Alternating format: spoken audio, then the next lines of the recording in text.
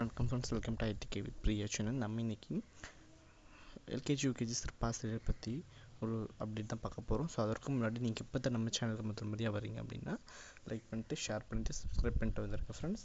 அப்போ தான் நான் போடுற வீடியோஸ் உங்களோட நோட்டிஃபிகேஷன்ஸாக வரும். நாங்கள் ஃப்ரெண்ட்ஸ் வீடியோக்குள்ளே போகலாம். இந்த வீடியோவை ஸ்கிப் பண்ணாமல் முழுமையாக பார்த்தீங்க அப்படின்னா தான் உங்களுக்கு நான் என்ன சொல்ல வருது அப்படின்றது புரியும். ஸோ ஸ்கிப் பண்ணாமல் முழுமையாக பாருங்கள். வாங்க ஃப்ரெண்ட்ஸ் பார்த்துடலாம். ஸோ நம்மளுடைய இல்லம் தேடி கல்வி தன்னார்வலர் ஆகட்டும், இல்லை டிடெட் முடித்தவங்க யாராச்சும் ஒருவர் வந்து பார்த்திங்கன்னா அவங்கவுங்க பகுதியிலையோ அல்லது அவங்களுக்கு கிட்ட இருக்கிற அங்கன்வாடி மையத்தில் இருக்கிற எல்கேஜி யூகேஜி சென்டருக்கு வந்து பார்த்திங்கன்னா ஸ்பெஷல் டீச்சர் அல்லது சிறப்பாசிரியர்கள் அவங்க ஒர்க் பண்ணிகிட்ருப்பாங்க. ஸோ இவர்களுக்கு ஊதிய உயர்வு இல்லைன்னா பணி நிரந்தரம் இந்த ரெண்டுத்தையும் பண்ணணும் அப்படின்னு சொல்லிட்டு அவங்க வந்து முதல்வர்கிட்ட கோரிக்கை வச்சாங்க.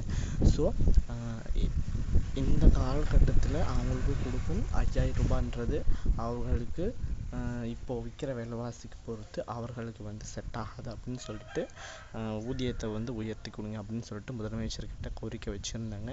ஸோ இப்போ என்ன நியூஸ் அப்படின்னாக்கா, இப்போ சங்கத்தின் வாயிலாக, அதாவது ஆசிரியர் சங்கத்தின் வாயிலாக முதலமைச்சருக்கு வந்து பார்த்திங்கன்னா கோரிக்கை அமைச்சிருக்காங்க.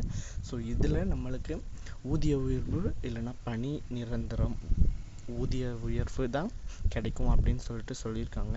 ஸோ பார்க்கலாம், நம்மளுக்கு ஊதிய உயர்வு கிடைச்சாலும் சரி, பணி நிரந்தரம் கிடைச்சாலும் சரி.